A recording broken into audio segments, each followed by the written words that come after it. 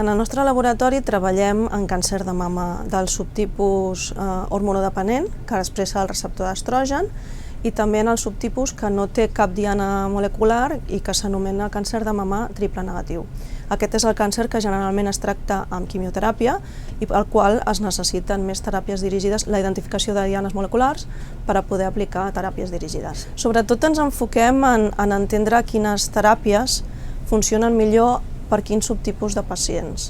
Per exemple, el càncer de mama hormonodependent depèn d'una quinasa que es diu CDK4-CDK6 i recentment s'ha descobert que aquests inhibidors per a aquestes quinases són molt potents en el càncer de mama metastàsic.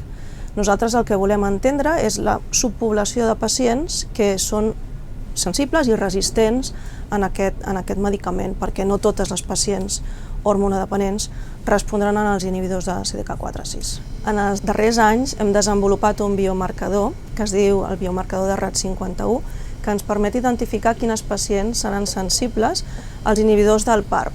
Els inhibidors del PARP estan ja aprovats per un segment de població amb càncer de mama, que són aquelles pacients que són portadores en alteracions en els gens BRCA1 i BRCA2, i el biomarcador el que ens permet és la possibilitat d'extendre que més pacients puguin rebre aquest medicament, que es tolera molt bé i del qual se'n podrien beneficiar.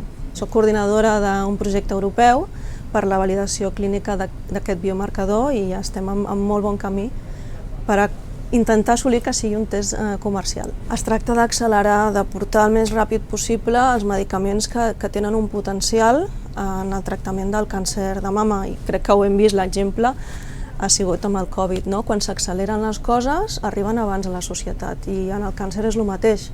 Si treballem de forma conjunta amb equips multidisciplinars que entenen els problemes i els potencials de cadascun dels equips, es pot arribar abans a col·locar els medicaments en els pacients que ho necessiten.